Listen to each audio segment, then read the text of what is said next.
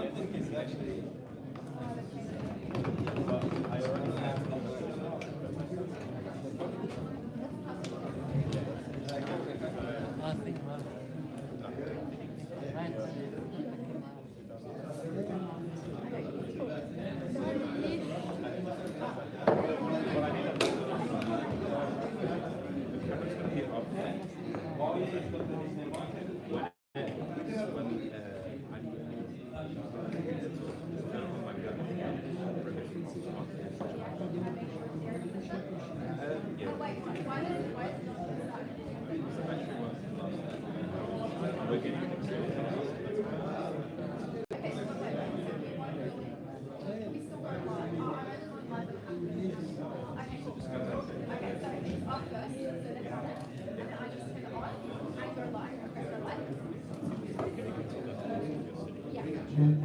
And then down here, check that it's like.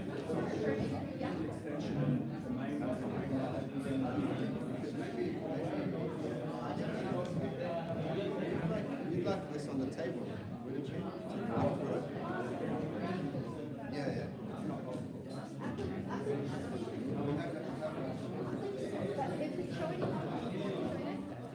That's what this is 5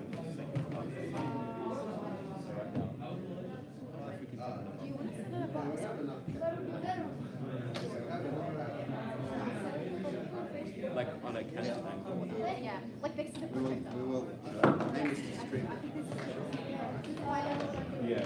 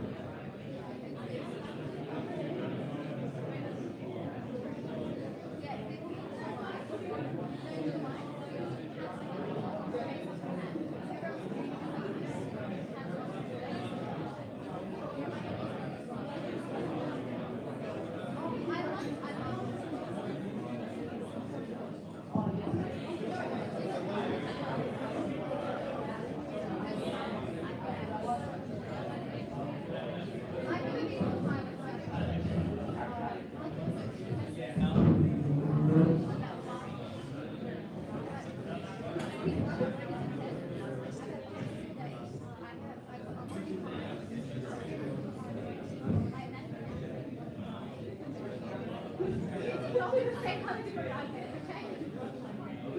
You had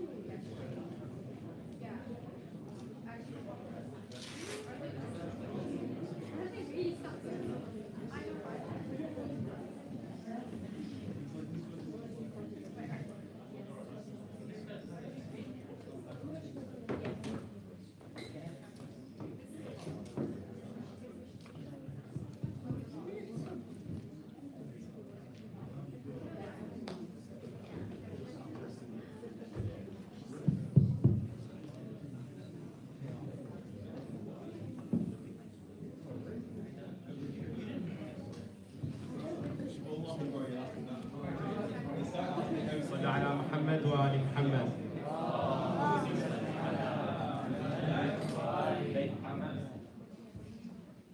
Assalamu alaikum, dear respected brothers and sisters. I'd like to welcome you all today to our Friday program. To start us off, I'd like to welcome Brother Hussein al-Fahdawi to begin us in the most beautiful of ways with the recitation of the Holy Quran. Can we welcome him with the salat of Muhammad wa ali Muhammad?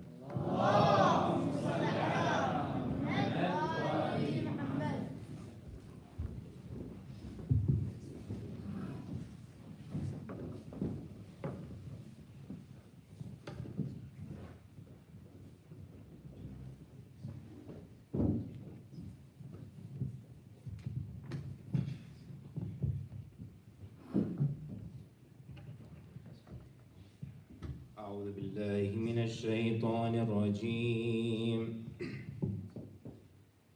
بسم الله الرحمن الرحيم.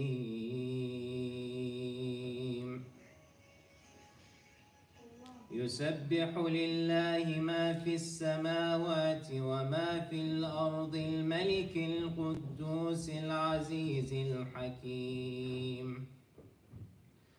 هو الذي بعث في الأميين رسولا منهم يتلو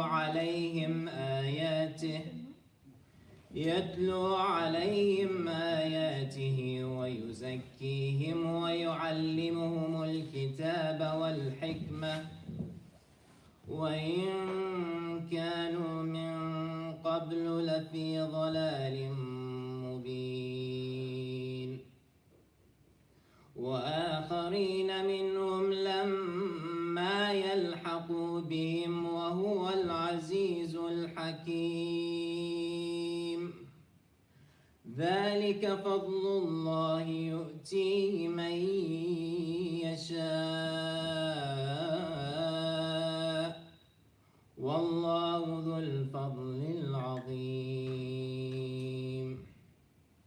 مثل الذين حملوا التوراة ثم لم يحملوها كمثل الحمار يحمل أسفارا بئس مثل القوم الذين كذبوا بآيات الله والله لا يهدي القوم الظالمين. قل يا أيها الذين هادوا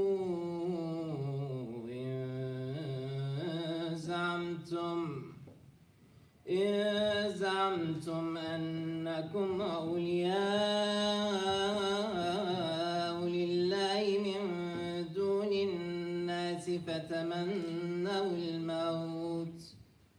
فتمنوا الموت إن كنتم صادقين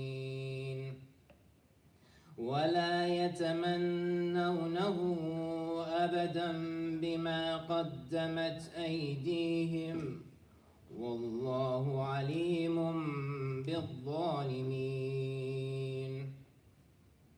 قل إن الموت الذي تفرون منه فإنه ملاقيكم ثم تردون إلى عالم الغيب والشهادة فينبئكم بما كنتم تعملون. يا أيها الذين آمنوا إذا نودي للصلاة من يوم الجمعة فاسعوا إلى ذكر الله وذروا البيع ذلكم خير لكم إن كنتم تعلمون. فإذا قضيت الصلاة فانتشروا في الأرض وابتغوا من فضل الله واذكروا الله كثيرا لعلكم تفلحون. وإذا رأوا تجارة أو لهوا انفضوا إليها وتركوك قائما قل ما عند الله خير من اللهو ومن التجارة والله خير الرازقين. صدق الله العلي العظيم. اللهم صل على محمد وآل محمد.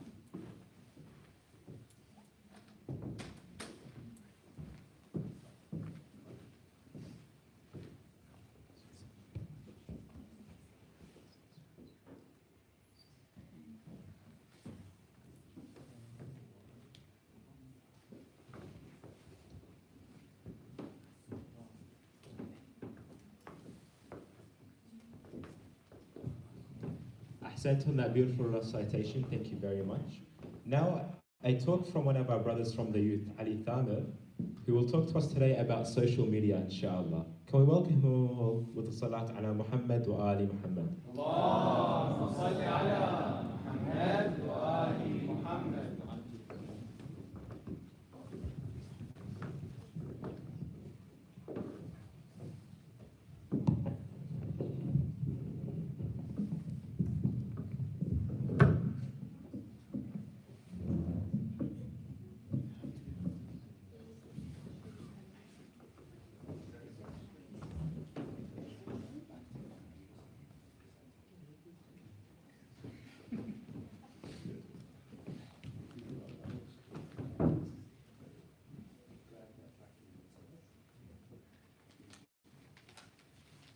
صلوا على محمد وآل محمد. اللهم صل على محمد وآل محمد.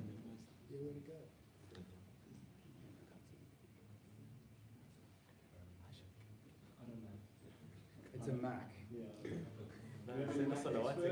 الصلوات الثانية غفر الله لكم. اللهم صل على الثالثة على حب إمام الهادي بأعلى أصواتكم. اللهم صل على محمد وآل محمد.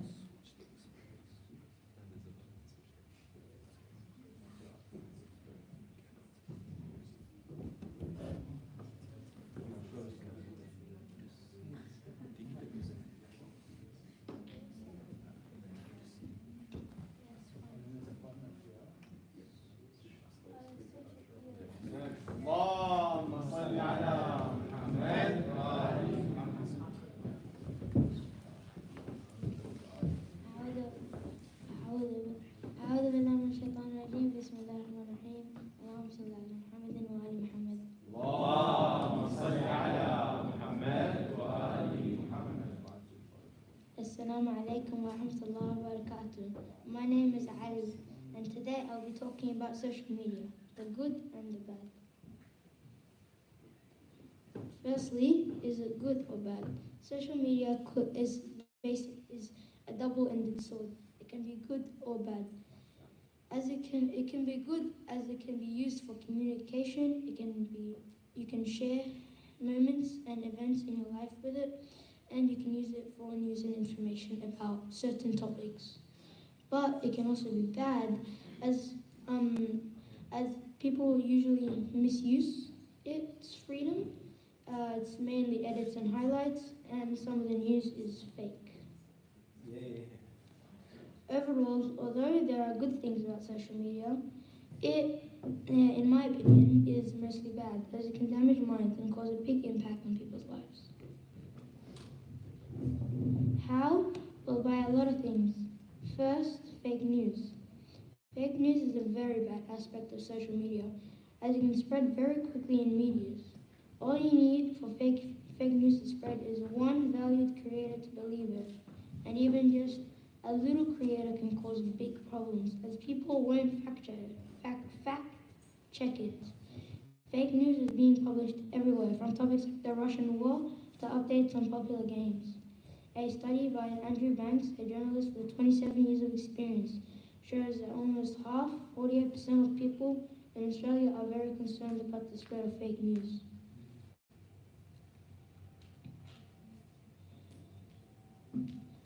And also 41% said that they were somewhat concerned. So overall, 89% of of Aussies were concerned. This is good, as most people, or 66%, think that their media makes a difference in their lives. Even Allah addresses the spread of fake news in the Quran, in Al-Hujr ayah 6. The ayah reads, Bismillah ar-Rahman ar-Rahim.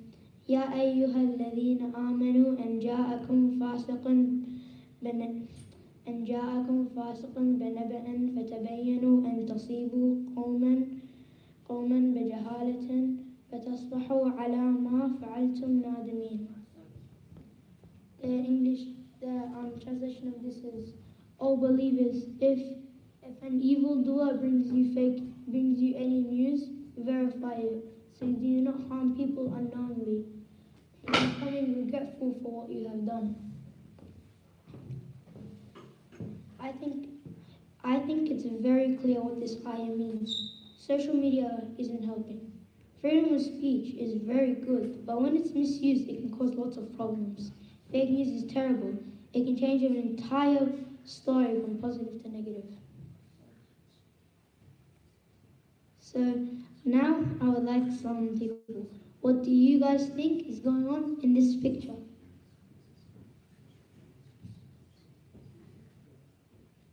Any hands? You. It looks like a construction worker is maybe saving a child. It might be. Anyone else? You. The caption says they're kidnapping the child. Yeah, so there's multiple different views that you can see in this picture. Now this is the actual real picture. So actually what's going on is that there was an earthquake and this person was saving the child. So person number one was correct. See how... The caption was wrong, not me. Exactly. That's the problem with fake news. It can change an entire story from positive to negative with one caption or one word, because people won't fact check. I personally only use the crop filter. Just imagine a full-blown editor. They're cutting out the background so it doesn't look like an earthquake, changing the guy's appearance, everything,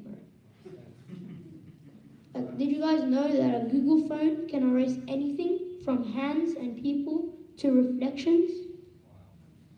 And a Xiaomi phone can change the sky of an image with 3 taps. Yeah. Secondly, edits and highlights. As social media mostly shows highlights, it can be very damaging to people's minds, as it looks like they're very lucky or good when you don't realize how long it took to get that shot or win that game.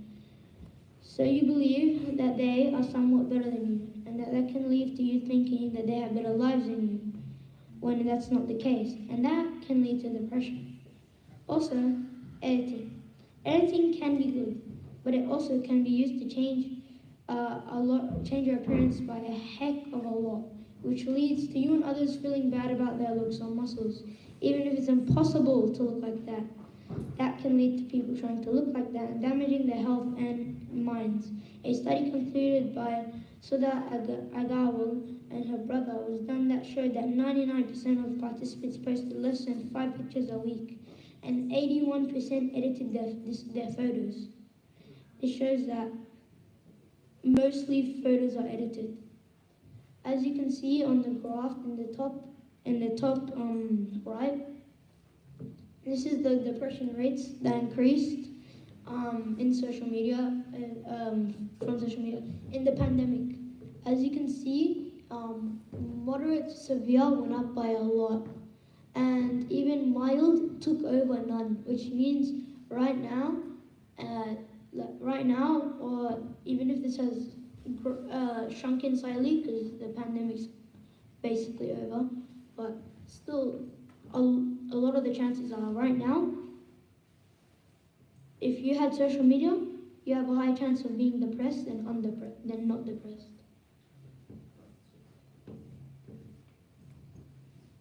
So now for another activity. So I want, inshallah, more hands. So I want you to guess which one's edited. But firstly, I want you to see the pictures differently. That one's night and that one's day. But it doesn't mean that the one on the right is edited. Someone could edit it to be night. You never know. So, any hands? So we're voting for left-hand side? No, it's just what do you think is edited? You. Yeah. The night one. The night one. Yeah, so the night one. All right. Anyone else?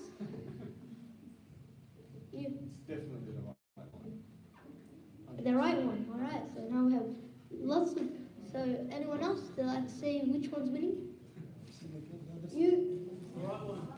The right one? Should we put our hands up for the left one? Hands up for the left one if it's edited. 1, 2, a lot. Hands up for the right one. More. Now, as most of you guessed, the one on the right is edited. This was probably made by, as I mentioned before, Xiaomi's Sky filter. But the one on the left is also partially edited. I'm just going to say that now.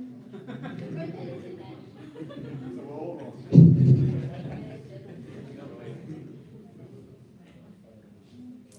And finally, by the way, it's also the home of Islamophobia, but I won't get into that today. Finally, the misuse of freedom. As social media has little to no kids-friendly rules apart from over 13, people can post inappropriate and traumatizing images that can damage people, especially kids' minds. Also, you can get it's also the home of Islamophobia. We won't get into that. So now, if you see on the graph on the right side of the screen, these are the stress rates between people using them and people not using them.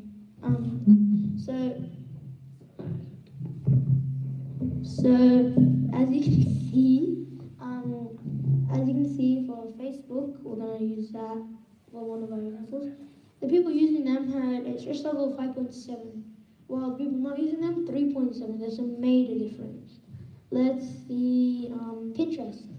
Pinterest 6.4 and 4.3, and text messaging 5.4 to 3.6. I think that text messaging is so high since if your phone number is shared, basically no one can text you. So yes, social media can be good, but it has a lot of bad aspects and disadvantages. So without care and the right settings, you could be in trouble. It can traumatize and negatively affect people's minds in multiple different ways, and you can use other specialized services for them, like ABC for news and direct messaging or iMessaging for normal messaging. If you teach the future generation, probably then no one will have to suffer through the consequences of social media, and you guys can continue using social media just in a better way. Always remember, be smart and stay safe. Thank you for your time.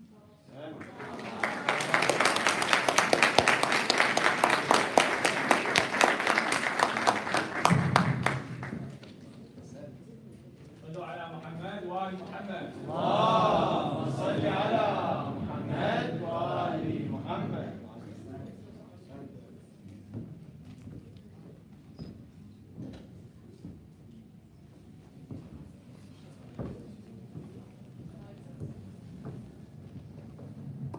Ahsant, Brother Ali. That was actually amazing. MashaAllah. Can we get another salawat for Ali? اللهم صل على محمد وآل محمد. Now I'd like to call up Brother Laith, who's going to talk to us about the blood donation that's going to be going on for the Who is Hussein Foundation. اللهم صل على محمد وآل محمد.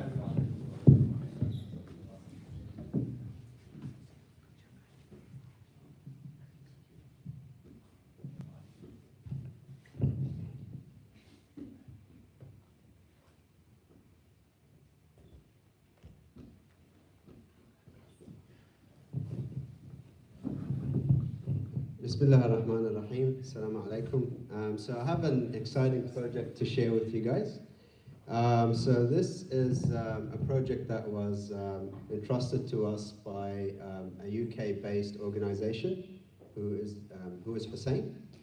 And the whole idea is about trying to break a world record attempt to get the most number of donors in a single day around the world. So just to tell you about Who is Hussein. So Who is Hussein is a global organization, and the main idea is that they're trying to do acts of kindness, good deeds in the name of Imam Hussein to help local communities in a way that will spread a good message about who this person might be.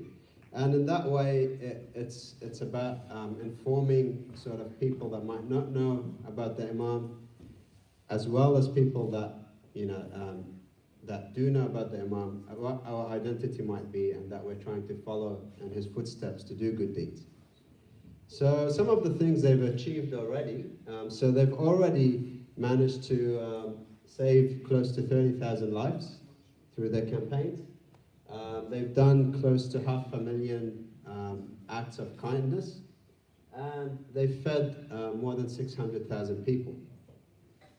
So imagine if we can contribute to that. And the whole idea is to try and get to save 150,000 lives more in a single day.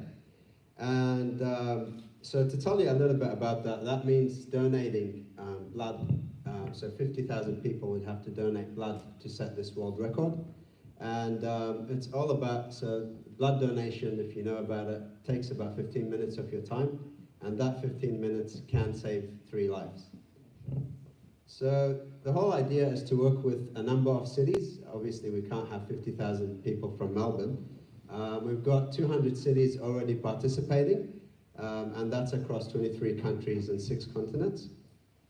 And the idea is that we all want to donate on that same day, on the 27th of August, which happens to be a Saturday in the month of Muharram, so near the end of the month of Muharram. And yeah, so all those cities will try to hit that same day. So why might we want to do that? So like I said, one of the main drives for this organization is to put the name of Imam Hussein out there to sort of, so for example, just donating blood in itself, so the donor centers will already ask questions, why are so many people donating under this name? There is also, the people within the community will know about it. The UK teams, the US teams, they've had a lot more time than us, so they've contacted the media already. They've organized for a way to spread this world record attempt and get covered for it. So people will question, who is Hussein? Another drive for other people might be just the idea of saving a life. So just by sitting there for 15 minutes, you've got your arms out, giving blood. That in itself saves 3 lives. So as Muslims, that's important because we're told that saving one life is like saving all of humanity. As non-Muslims, it's also important because Who is Hussein doesn't just target Muslims, it also targets people from your workplaces and others. Anyone can donate blood. And so saving a life has a lot of purpose for a person, so that in itself can be a drive.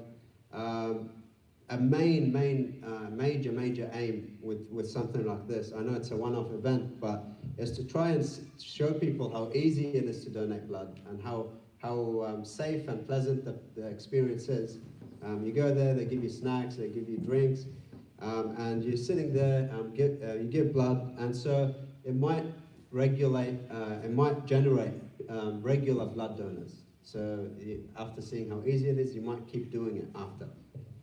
The other thing is, by doing this sort of small action, you're sort of contributing to a big global sort of impact. You're having impact on a global scale.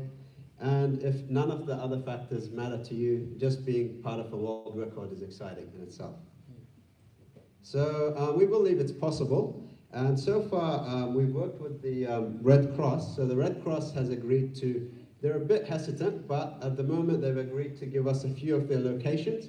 They've given 20 spots, and so the way it works is that, they've given these spots here, but 20 sort of allocations per spot, and for 15-minute intervals. So let's say it starts at 10:15, the next person can go in 10:30, the next person. And the way they've tried to give it to us is in a way that has based on where the Shia population is. So for example, even though we'll try to target others as well, but for the time being, with the amount of time we have, we'll concentrate on the Shia communities. So in the southeast, we'll have some of the people in that area helping us out. In the west, in Warabi, for example, we have the Princeton community, amongst others, contributing. The north is covered, we'll try to cover the north in Bandura and Airport West, and we have Geelong as well. So how do you get onto this? How do you book and how do you donate blood? Everyone participating will be using the same website, and it's this website here, so blood.whoishussein.org. Mind the spelling for Hussein, so everyone spells it differently, but this is how it's spelled. We have a few posters next to the food tables and up here as well for what the URL is.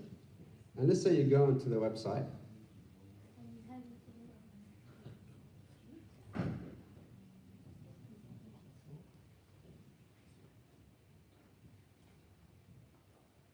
So let's try to demonstrate how to use the website to make a booking.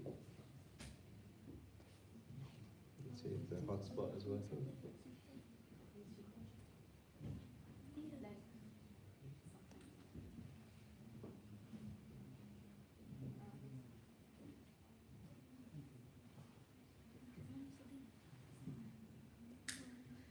صلوا على محمد وآل محمد. اللهم صل على محمد وآل محمد. I'll try it again.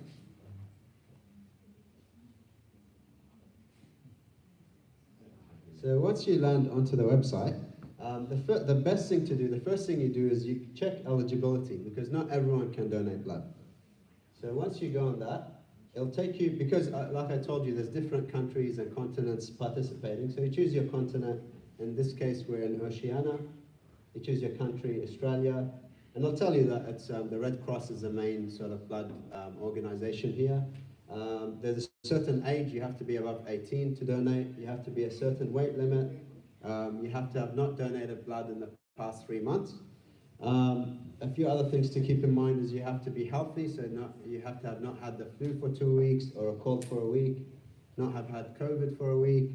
There's certain things to look at, like you can't be pregnant or breastfeeding, and no tattoo. You have to have, not had tattoos in the past 4 months, and you have to have not seen a dentist for at least a day as well. So.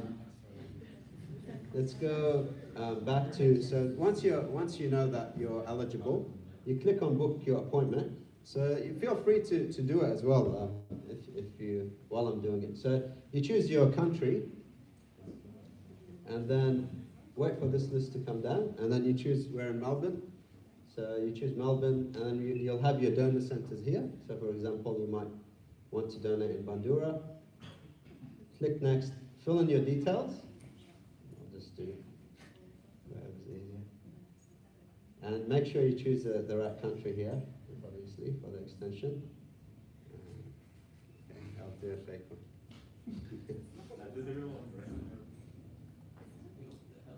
That's definitely fake. That's very fake. Anyway.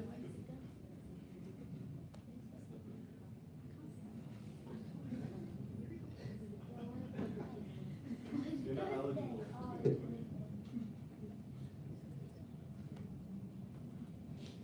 I don't know if it's... I'm not a Mac user, obviously. But once you fill in your details, the main thing to do is that if you've donated blood before, you put your donor ID in here. And the main thing to do is to tick that you've checked the eligibility criteria. Again, you can click on it from here. The other thing is you agree that by signing this event, you consent to who's Hussein giving this data to the Red Cross directly to allow the booking. Once you click next on that and you've filled your details, it'll give you the time that you want to choose. And after clicking next on that, it will automatically confirm it with the Red Cross. So it's quite simple, and once you put in your details, it'll go directly to the organization. So yeah, we're hoping to get as many people on board as possible. And basically what the Red Cross is trying to do is that the faster people book, the more sessions they'll open for us. So, Sallallahu ala Muhammad wa ali Muhammad.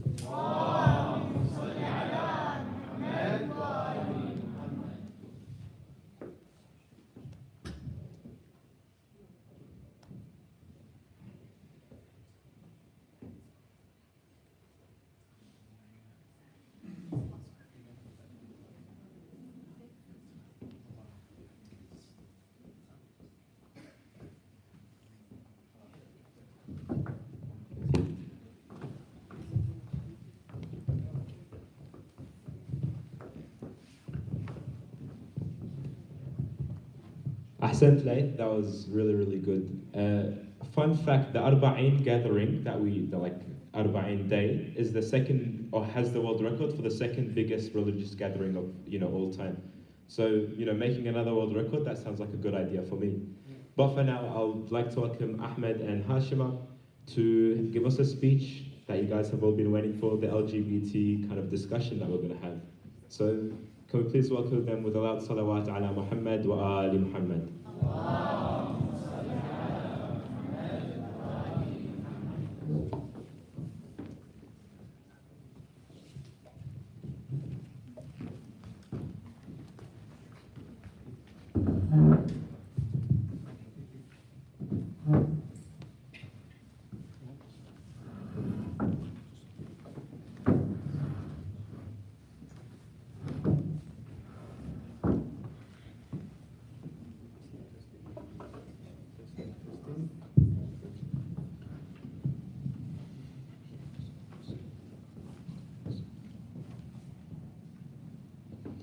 أعوذ بالله من الشيطان الرجيم بسم الله الرحمن الرحيم الحمد لله رب العالمين الحمد لله الذي هدانا لهذا وما كنا لنهتدي لولا أن هدانا الله ثم الصلاة والسلام على سيدنا ونبينا سيد الأنبياء والمرسلين حبيب إله العالمين أبي القاسم محمد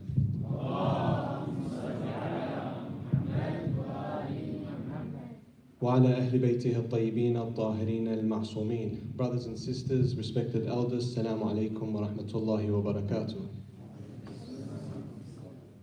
First and foremost, I would like to congratulate you all on the birth of Imam al-Hadi alayhi salam on this auspicious occasion, and we extend our congratulations to the Imam of our time, Ajallah Ta'ala Farajahu Sharif.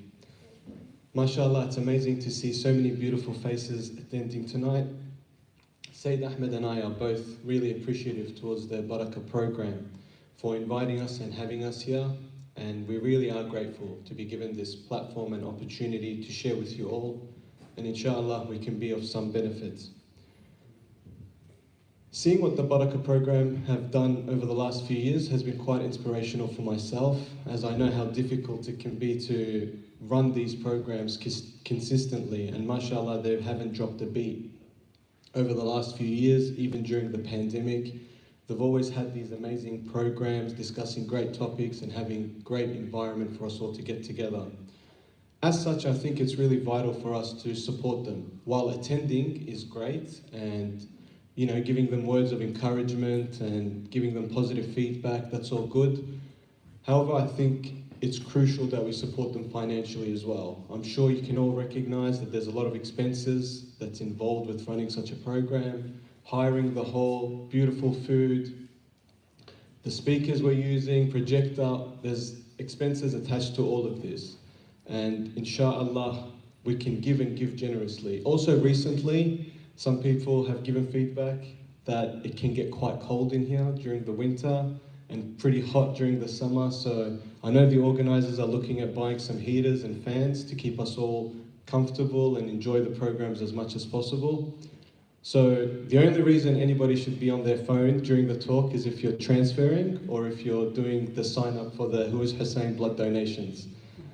I personally like to think of it that if I was going to take my family and go out for dinner on a Friday night, what would I be looking at spending? And I'm sure we can all agree this program provides much more than just food. An amazing environment and atmosphere for us all to gather and inshallah benefits from some talks.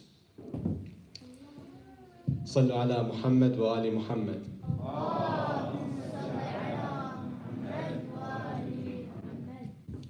As I'm sure most of you are aware, our topic tonight is about LGBT. Where do we as Muslims stand living in the West?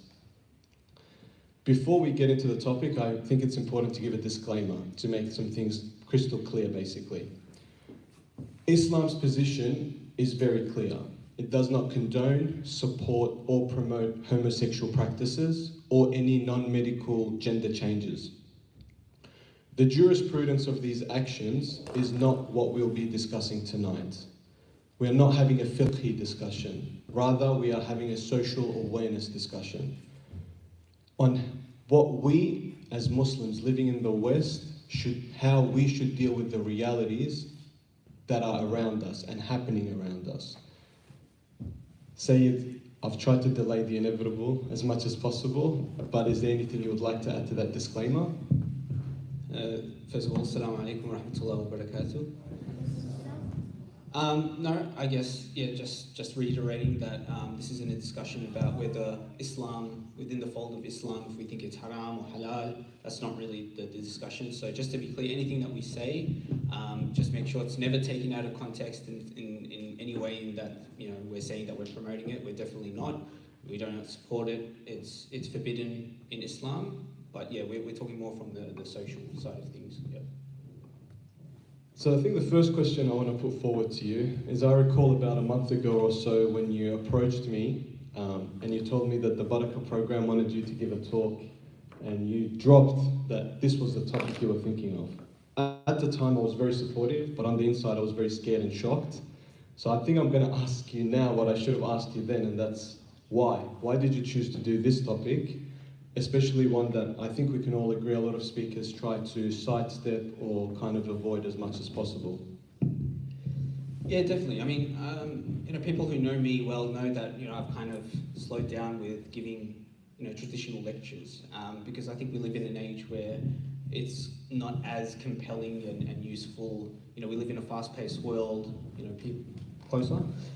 We live in a fast-paced world, people want, people like the social media discussion. I think one of the points as well that we need to consider is how we're looking for instant gratification and we only have time for 30-second videos, right? That's essentially what we're looking for. So 40-minute lectures is very difficult to maintain that concentration.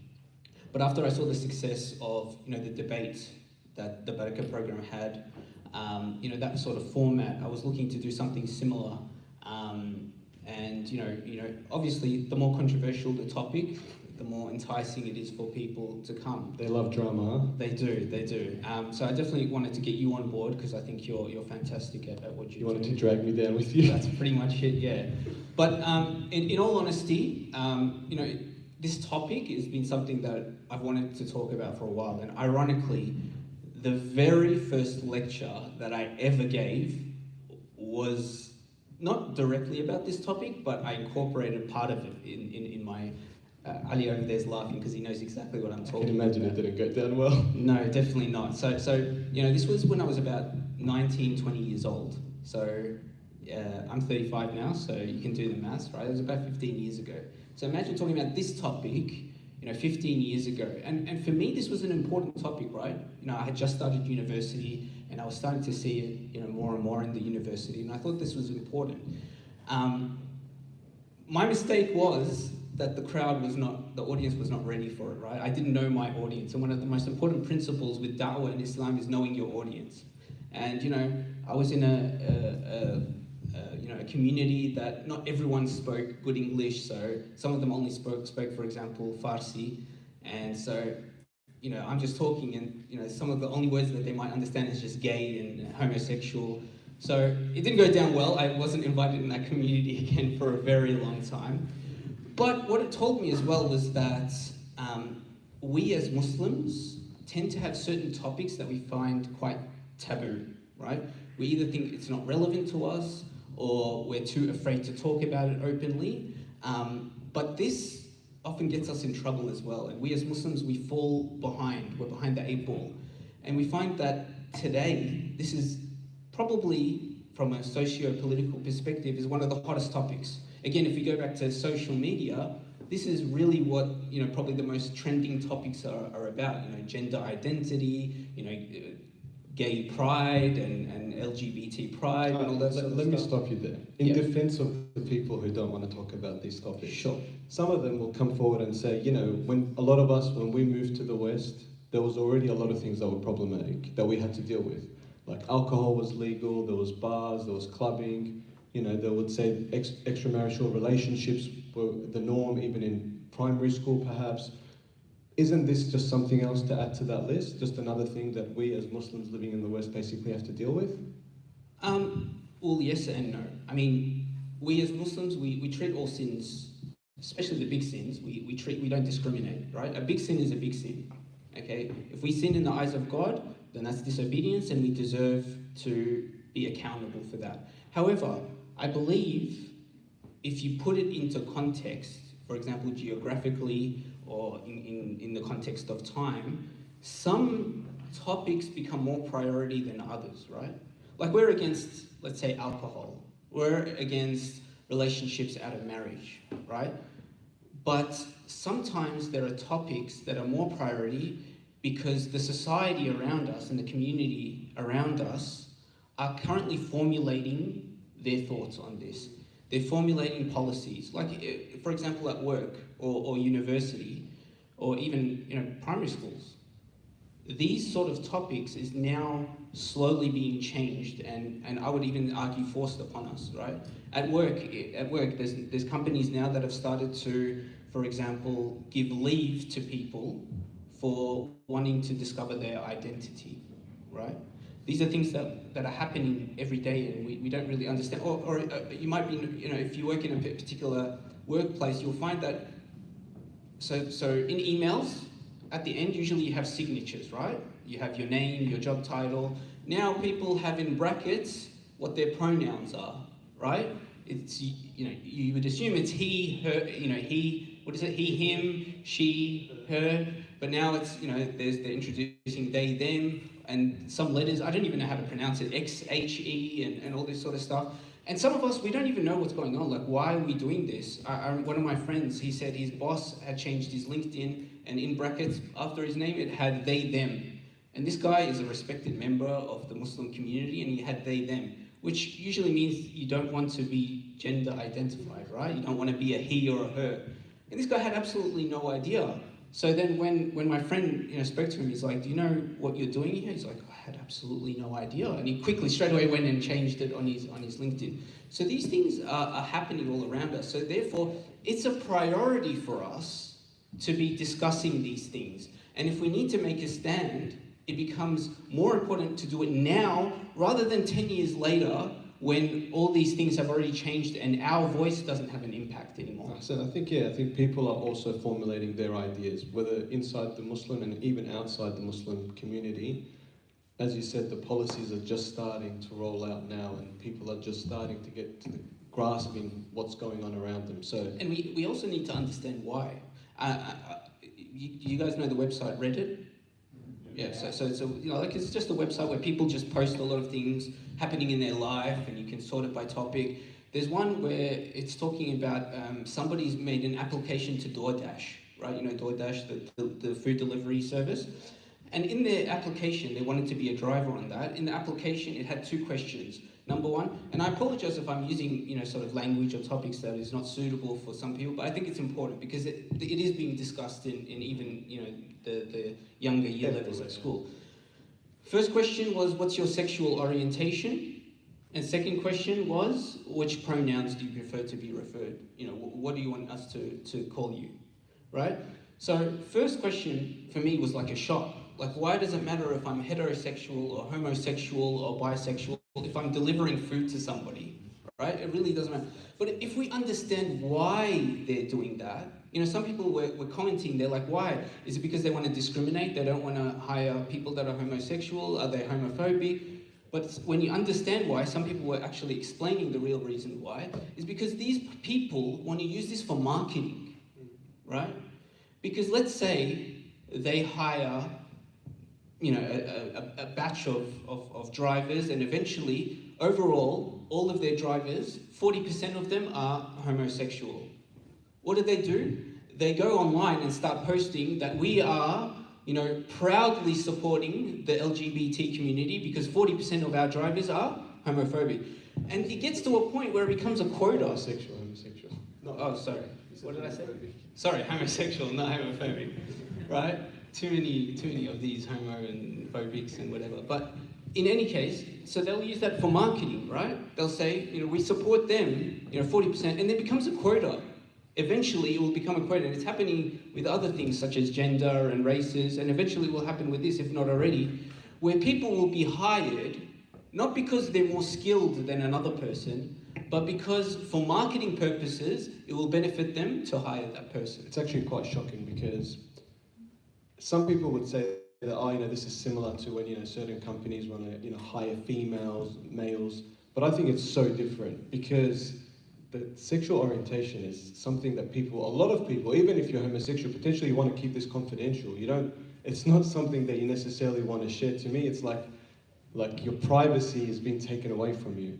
But enough of sidestepping the topic, let's get into it. If people are going to ask us whether we are pro-LGBT right, what is our approach to that? Pro-LGBT rights. Right, yeah. Well, I guess first and foremost, I think it's important to say that, you know, we as Muslims, I mean, I speak for myself, but I believe that Muslim values tell us to be pro-human, right? Pro-human rights, yeah? Now, of course, it can be debated what is human rights. I mean, some people will say it's human rights to say that, you know, a woman can have an abortion, and some will say no, it's human rights to ensure that that fetus, that baby survives, right? So that's up for discussion, but let's not complicate it. In general, we believe that we are, you know, every person has the right to live, for example. You know, just because, for example, somebody is homosexual, they don't deserve to die. I do not believe that they should be killed, right? Particularly if we're living in the West. I know that in some countries, there's laws and so on and so forth, but let's keep it in context. In Australia, I believe that that person has the right to live. I believe also that they have the right to not be hated or have hate crimes against them. I believe that they should not be abused. I believe that, you know, they have equal opportunity in all aspects, right? For, like I said, in work. I don't want DoorDash to ask what your sexual orientation is, but I don't think they should discriminate either. Just because somebody is homosexual doesn't mean that a heterosexual will do better than them. Let me press you on this further. Okay. Let's make it more pointed. If somebody were to ask you what's your stance on gay marriage, what would you say to that? Why are you making this hard? This is what they're here for. Okay, well, so this is probably one of the tougher questions, right? Because it's difficult to respond in a way that pleases everyone. Okay, it's difficult to be able to respond to somebody in the workplace or at school while also not compromising your religion and your beliefs, right? But I'd like to take it a step back, right? Before we talk about marriage, let's be clear. Our moral compass is derived from Islam, right? We believe our morals comes from Islam. Others have different ways of deriving their morals. Some people are atheists and they believe that humans are able to, through their reason, come up with their morals, even though these morals are constantly changing, right? In one stage, homosexuals, it was not seen as something acceptable, it was evil and so on and so forth, but now it's acceptable. Whereas Islam has maintained its position from day one. And we believe, put marriage aside for a moment, just a relationship, a homosexual relationship is forbidden. So we as Muslims are against the relationship. Marriage is another topic. So first we have to establish that. The second thing is Sallu ala Muhammad wa ala Muhammad. You're struggling with this one, huh? Yeah, I just want to make sure I say the right things. And I know this is recorded, so I need to be very careful. It's all right. It's on Facebook, so it's fake news anyway. Okay, yeah, fair enough. Also, the reasons why we're against it, it's, we as Muslims, sometimes we try and use, I guess, secular arguments, or I guess reasons that is not just because God says so. And rightfully so, because if I'm speaking to a Muslim and he asks me what our position is, it's easy, because God says so. It says in the Quran, in this ayah, and this surah.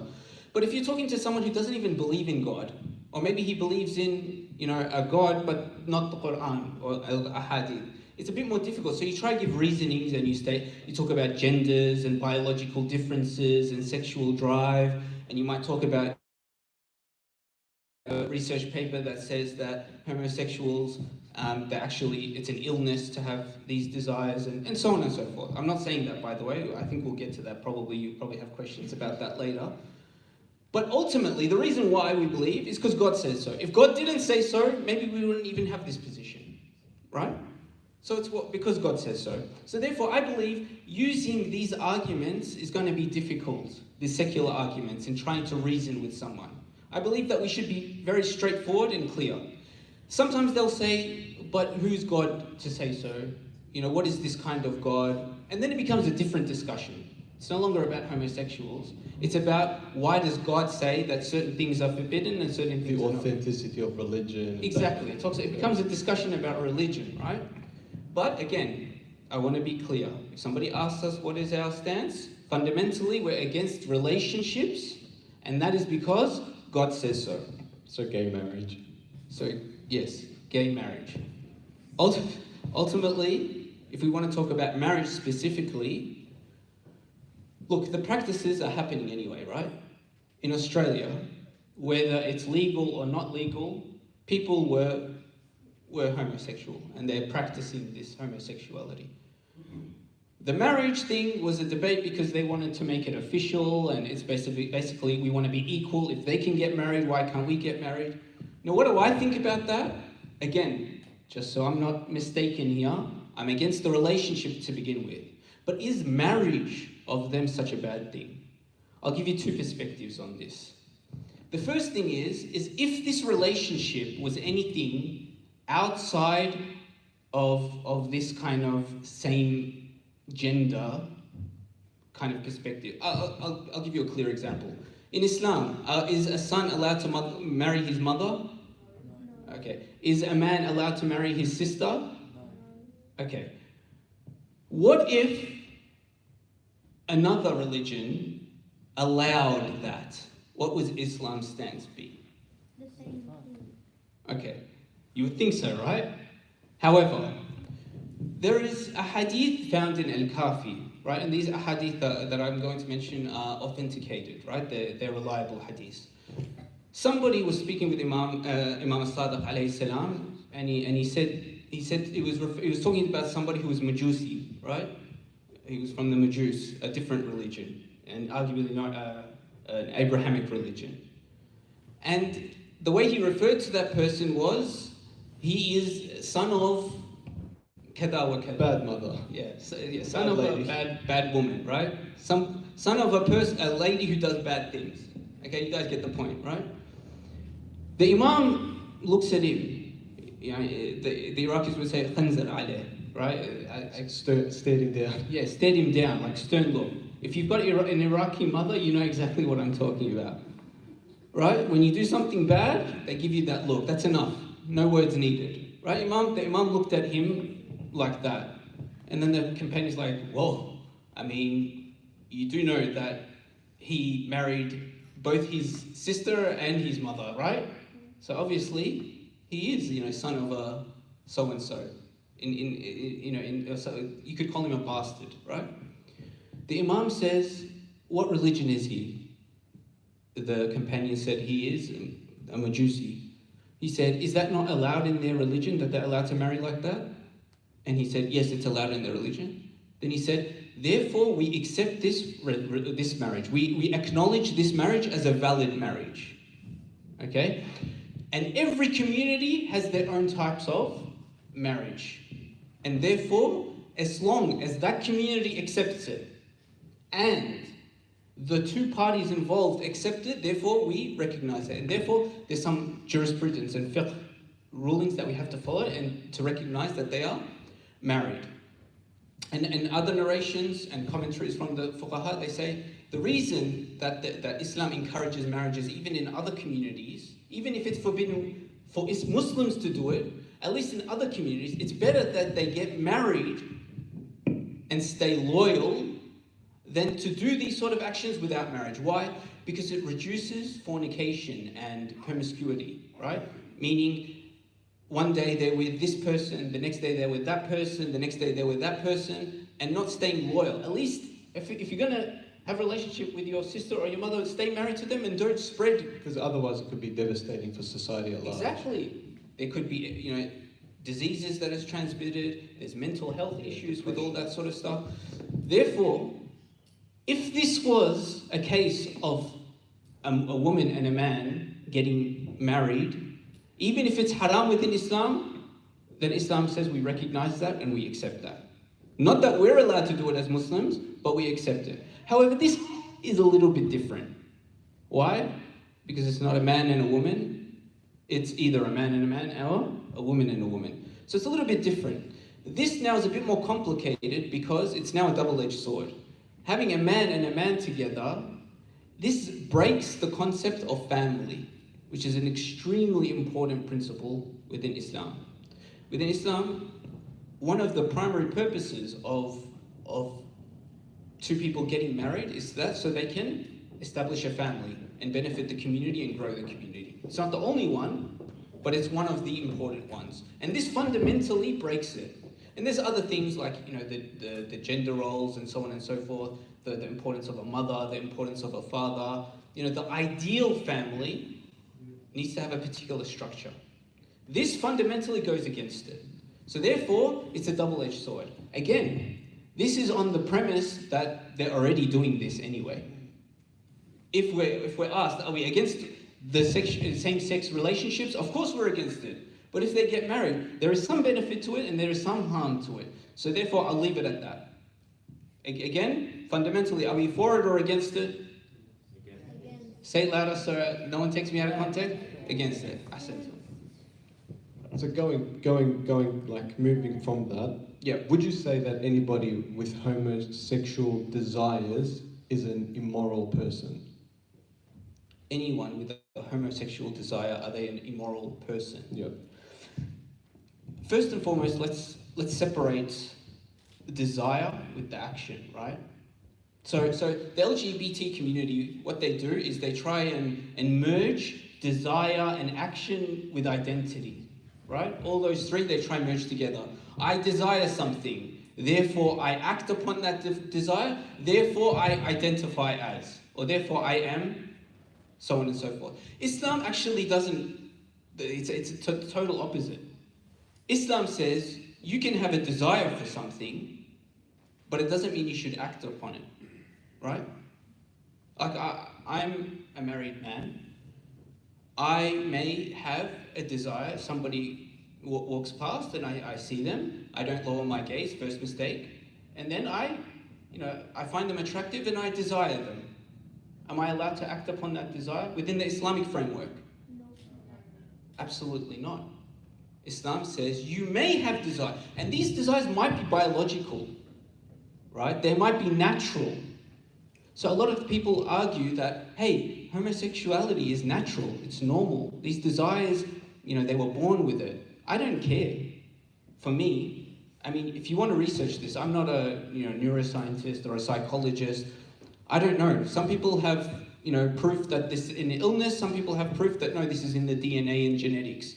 For me, I don't care, because I believe that even if that desire was something that is instilled in you, doesn't mean you should act upon it. Okay, is that very clear? So they're not immoral for having the desires. Oh yeah, back to your question. I kind of forgot about that. So therefore, if somebody desires something, it doesn't mean that they're immoral in themselves. Again, if a person walks, why are we asked to lower our gaze? It's because God knows that if I don't lower my gaze, I may have some desire. But even if I have that desire, it doesn't mean that I'm going to be punished. Sure, I might be punished for not lowering my gaze, but the desire is only actualized if I act upon it. And that's when it becomes a sin. So therefore, just to answer your question, I don't believe somebody, and this is even for a Muslim might have homosexual desire. Let's be real here, right? I know we're like, what? A Muslim with homosexual? How can he be Muslim? But let's be real. And I'm sure if you don't already know now, maybe in the future, you will meet somebody that will either confide in you or publicly becomes known somehow through backbiting or other means that they have homosexual desires. I know personally that there are people within our community that have this, right? But let me stop you there, because that's a perfect segue to the next thing I wanted to ask you. Just before you segue, I don't think they're immoral if they just have the desire. Just to be clear, it's only if they act upon it. Go on.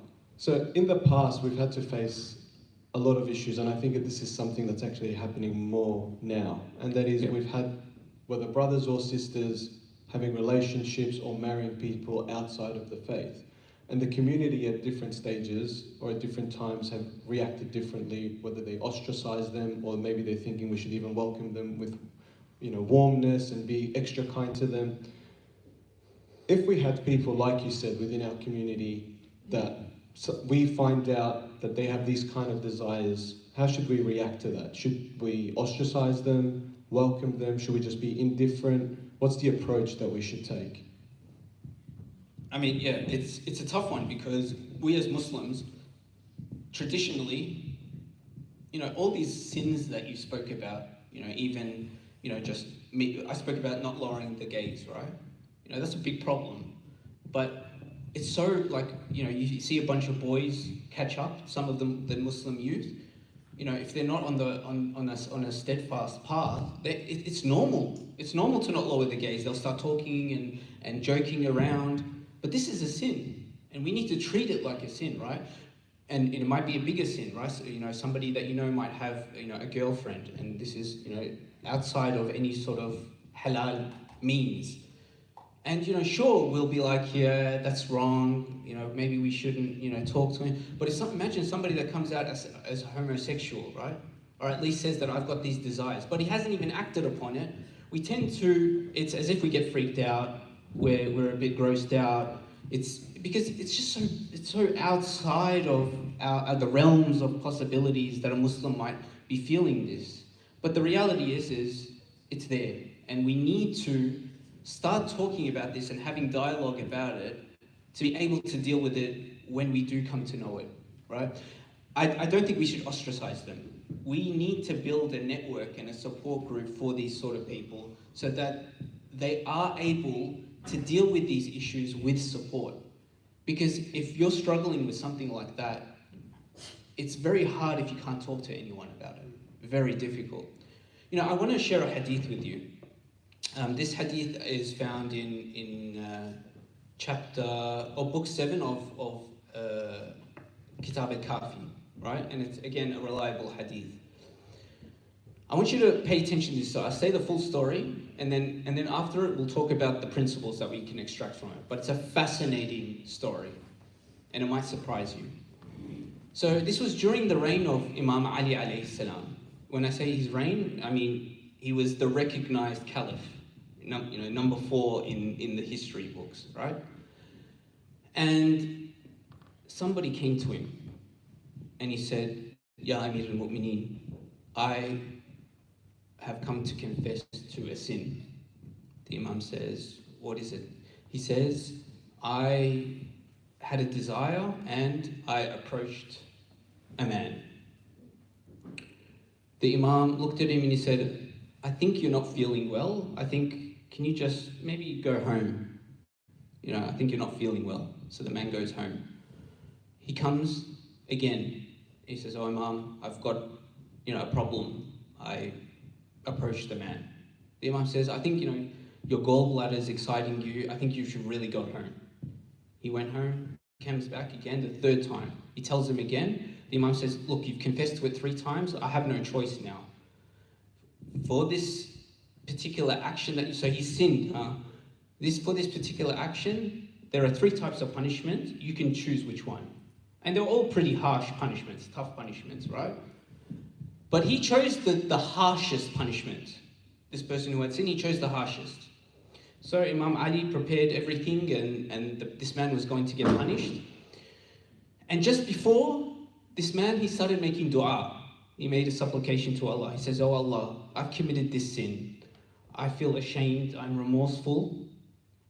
I chose the harshest sin, the harshest punishment in this world so that you may forgive me in this world and I don't get any punishment in the hereafter.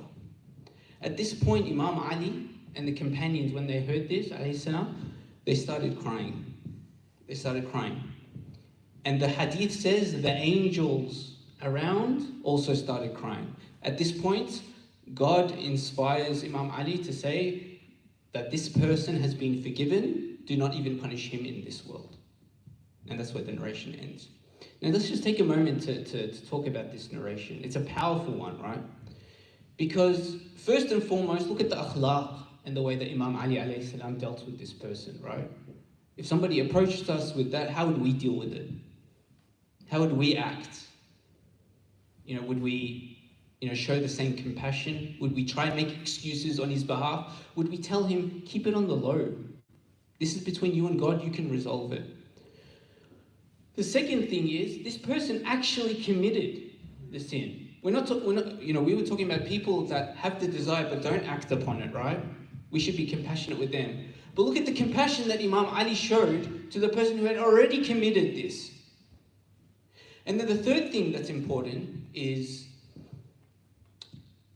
this person who had homosexual desires and acted upon it, but was remorseful and wanted to do tawbah, look at his status with Allah subhanahu wa ta'ala, to the point that the angels even were crying for this person. It may be that a person has these desires, but he's better than somebody who has desires for, heterosexual desires, but acts upon it without remorse, with pride.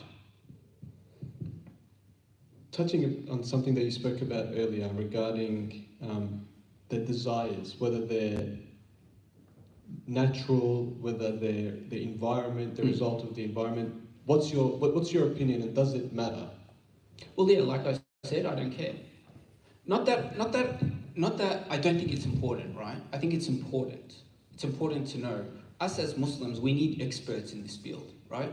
Not only for experts for our community, but also to be able to deal with the wider community, right? We've got, the people actually doing a better job than us are non-Muslims when it comes to this. People like, and I'm talking about the general LGBT discussions, whether that's, the transgender or homosexuality. You've got people like Jordan Peterson, Ben Shapiro, You might not agree with them, you might agree with them, you might not like them, but the fact is they're out there. We also have someone like Muhammad Hijab, right? Who's also quite outspoken and does speak. But where are for example, the Shias? You know, we don't really have a representation there. We have Mehdi Hassan as well, but he's not, he's a journalist, exactly. And he's more into the politics side of things. What about someone who's an expert within our community?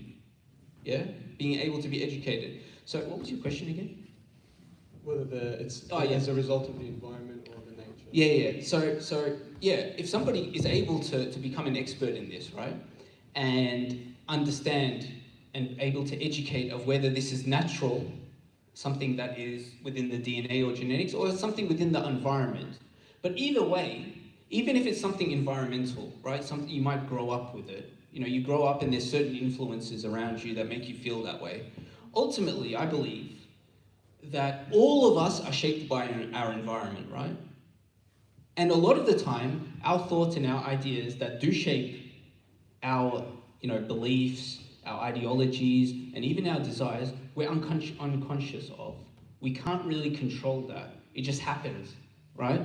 And so if a person is put in that position, whether it's environment or whether it's nature, if he has those desires, what's important is if he acts upon it or he doesn't act upon it. Obviously, we want the best sort of environment for our community. We want to be able to have it as pure as possible. But sometimes we need to look at the bigger picture. Let's discuss something that took place recently and something that really touches at the heart of the topic of living in the West. So I'm sure most people here know that recently we had an election. And most of the possible parties that were, let's say, viable were basically all parties that supported the LGBT community in some fashion. Obviously, usually with those supporting of the LGBT, they usually support other minority groups as well, and sometimes the Muslims fall under that umbrella. Yeah. Generally, is this something that should weigh on our conscience when we go to the ballot to cast our votes? Yeah, look, I think it definitely plays a role, right? We have to consider. We have to consider that amongst other things. There's no party out there, I think, that really is able to represent the Muslim community in all of our values, right? And the problem is, and for me, it's a conundrum, it's a real problem, in that we'll support parties that support Muslims, right? But why do they support Muslims? Is it because we're just Muslim and they like Muslims? Or do they support us because we're a minority? Because we're an oppressed group that's marginalized and ostracized within our community, and a lot of discrimination against us. Remove the name Muslims and insert LGBT. Exactly the same thing. They support us for the same reasons that they support the LGBT community. Because ultimately, both of us are minorities, ostracized, marginalized, discriminated. Although now you could argue that the LGBT community is running the show, right? But, in the eyes of politicians, no, they're still marginalized and whatnot. So it becomes difficult. I want to vote now for a party that supports Muslims, but what happens is that directly, I end up supporting the LGBT community's rights as well. And it becomes an even bigger problem because if they're pushing for their rights, this is also the rights to educate our children. Which then therefore impedes on some of our rights. Exactly. If we have Islamic schools with a curriculum, hiring teachers. Exactly. We have Muslim schools now, and it's going to be, I think it will be a problem. If not, it's already, again, this is for the experts, those that work in schools. I know I've got a couple of my friends working on building or making, Shia schools. What are they going to do if the government start forcing the teaching that there is, for example, not just two genders, there's these many genders, and they start encouraging exploration of what gender you are when you're only 5 years old, when you're 6 years old. You don't have to be a boy or a girl at this age, right? It's happening in some places already, but eventually it might become law. So this is the problem when it comes to voting. We have to consider this. We don't just blindly follow any party that's supporting Muslims. Firstly, we have to understand why they're supporting Muslims and also consider the other things that they're pushing. I also want to say one thing that I feel like I've missed with this sort of discussion, and that's obviously, like I said, they're doing it anyway, right? And I was not supportive of marriages, but I still say that in this society that we live in, we should and must respect and tolerate people with other beliefs, people with other practices, just like we want them to respect and tolerate us, right? Does that mean I support them, I'm pro? No, absolutely not. And a good analogy, actually, I mentioned Muhammad Hijab. He mentioned an analogy that I really, really appreciated. He said, imagine Hashim is a meat eater and I'm a vegan, right? And we go out to lunch. Now, I'll order my vegan meal, he'll order his meat, like lamb shanks or something like that. Now to me, him eating lamb shanks is repulsive. It's immoral. I don't support him whatsoever. But do I still have my meal with him? Yeah. If he asks me what my thoughts are, I'll tell him. Otherwise, I don't have to tell him that I'm against you eating this. In fact, and I flip the table and I walk off. Maybe some vegans are like that, but you would hope a lot of them are not, right? But the important point here is I'm not supporting him. I'm not pro meat eating, but I'm able to tolerate him. I'm able to sit with him. Likewise, Muslims in this society, I believe, should be like this as well. If we were to engage in a conversation and they say, do you support, same-sex relationship? I'll say no.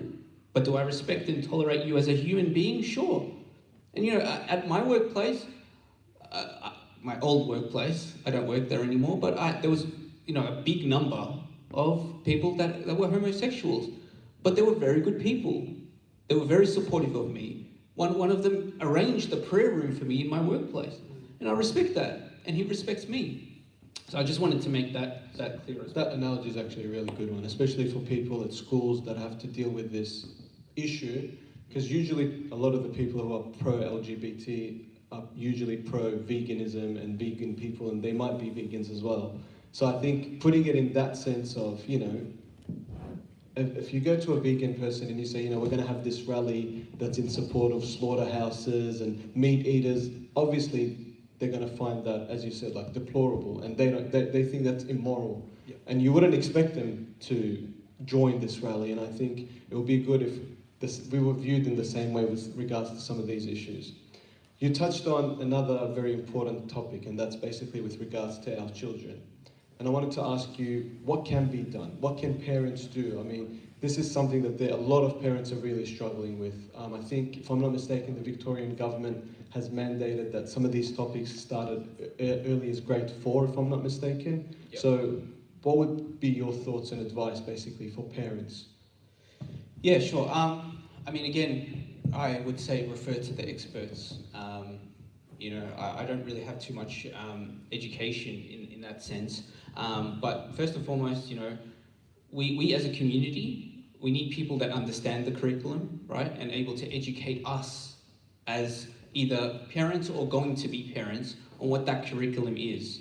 What rights do I have with my child in this particular class that they're going to? Do they have to attend this class? Can I pull them out? And you'll find that school to school is quite different, right? And the actual Victorian or Australian curriculum that is, obligatory for schools to follow is very vague, right? But particular schools might interpret it in particular ways. So I think we need to understand it. I think we need to unite with not only our community together, but also others that are also sharing the same stance, whether that be Christians, conservatives, whatever it is. I think we need to play to our strengths and be confident and strong. I think I'll wrap it up with this, Brother Hashim, because it's getting quite late. Right. I wanted to throw a little spanner. Maybe you can use this and wrap up with it. Yeah. I wanted to throw a spanner into the works on something you touched upon just earlier, when you were comparing basically the Muslims to the LGBT community, and you said, right, we're minorities. So what would you say we can learn, as strange as that might sound, from the LGBT community? Well, yeah, just like what I said, the confidence and the quote-unquote pride, right? No, seriously. I mean, it's funny, but it's true, because we as Muslims, sometimes, at least when we're alone, yeah, we are, I'll speak for myself at least, you know, I remember in the workplace, like for example, going to do wudu, ooh, that was a difficult one, right? I didn't want anyone to see me, because, alhamdulillah, in our madhab, we don't have to put our foot in the sink, but imagine you did have to put your foot in the sink, right? And I'm not saying proudly, you know, go into the kitchen and put your foot in the sink. I'm not saying that. What I'm saying is, you know, when it comes to our beliefs, you know, even being invited to a dinner or a lunch, or even at school with your friends, being invited out, you know, we're a bit shy and not wanting to say, you know, I can only eat halal meat, or, you know, can you do this for me so that I'm able to join you guys? We're a bit shy about this sort of thing. You know, even, you know, putting down the turba to pray, asking for a prayer room and all that sort of thing. You know, if this was someone from the LGBT community, they'll be demanding that. And I think there's a stereotype of the Karens. When they want something, they'll get it, right? Even if they have to speak to the manager, right? And I'm not saying be rude and obnoxious, but let's at least have some confidence and pride. You know, they are, sometimes people are more confident in their wrong beliefs and their sins, and have pride in their sins, but we're on truth. Hadith from Ali. Purity, correct, yes. So, you know, at least let's be confident in our beliefs. Let's not compromise our beliefs. And if you know, if we can learn anything from them, let's be proud, yeah? Without rainbows, though. We'll wear black, inshallah. Before you completely wrap it up, what are your takeaway points from tonight? I guess I did put a couple of points here. You know, let's make this an issue that we can discuss openly and freely, yeah? Let's not make it a taboo topic, and it's not always a joke as well. You know, me and Hashim were talking about this, you know, it's a tough topic, we want to lighten the mood. You know, how should we start? Should we use the meme where Hashim asked me, why are you gay, right?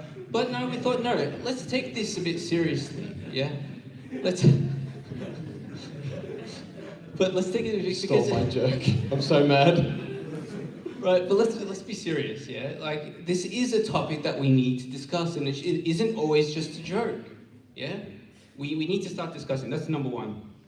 Number two, as Muslims, right, again, we don't want to hate or discriminate, yeah? And again, when it goes back to the jokes, we kind of need to think about what we're joking about, you know? And it's hard because, you know, when I was growing up, to say something is gay is, you know, is like saying that that's lame or, you know, uncool or whatever. But, you know, to say that... Times have changed. Yeah, exactly. To say that, if you say that now, in certain places you will get in trouble, right? So we need to be careful, and we don't want to be seen as people that hate or discriminate. We don't want to compromise our beliefs. Again, sometimes we have to be smart in our answers, but we don't compromise our beliefs. But we tolerate differences within this society. And yeah, and finally, just that point about Muslims. We need to be, you know, strong and proud of our beliefs. And we have the belief system of God, which is immaculate. So there's nothing to be ashamed about. Ahsantum. Inshallah, you all enjoyed, and hopefully, we really do hope that this was beneficial for everybody. Oh, we have a question. Yeah. Not a question? Do we want questions? We can, if we're really late on time. Are we late on time? Okay, yeah, we can do some questions. That's fine. I just would like to thank you. Honestly, it took a lot of courage for you to come forward and talk about this, and I really appreciate it, especially with the things that my children go through at school, and I teach Kinda children, and in the curriculum we have to read to them about homosexuals and all of this. So if there is parents who are concerned about their children here listening to what the brothers were talking about, I mean, you need to understand we talk about this in Kinda. So this is really important. Thank you so much. It took a lot of courage. This is all I want. Jazakumullah khair jaza. And this is exactly why Sayyid Ahmed wanted to come forward and discuss this topic. And honestly, thank you so much. And that really means a lot to us, because this was like quite tough for us to do. And on the drive here, we were like, why are we doing this? You could have just spoken about taqwa or something. But alhamdulillah, obviously those words mean a lot. And may Allah honestly help you with your job as well, because it's quite difficult. Yeah, we're happy to take some questions if anybody. Yes? So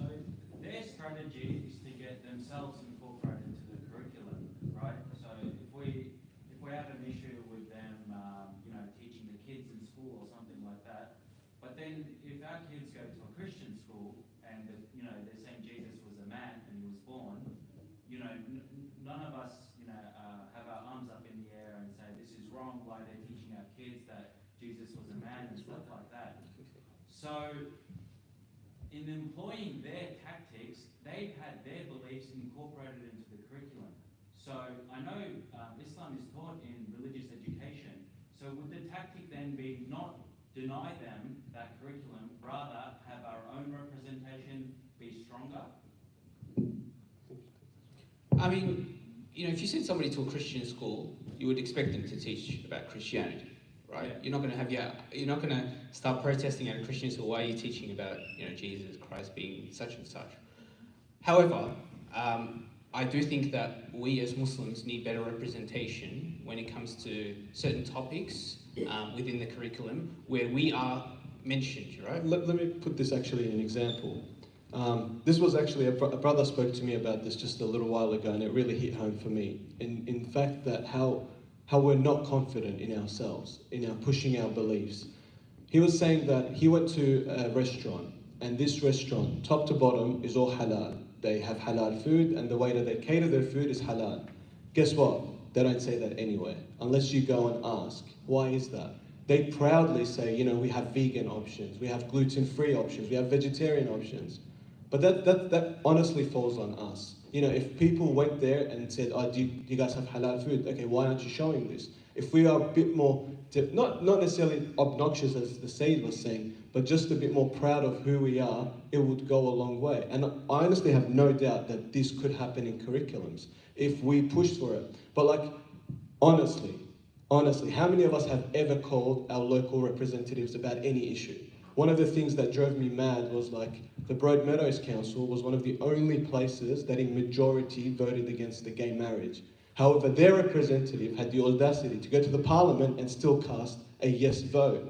And nothing happened about it because that blame falls on us. So I think we all, as individuals, as in a community, we need to empower ourselves and improve in that regards to push some of our beliefs. We're not saying we want to impede on other people and their beliefs, but at least push our own beliefs and what we believe in. I hope that at least in part answered your question.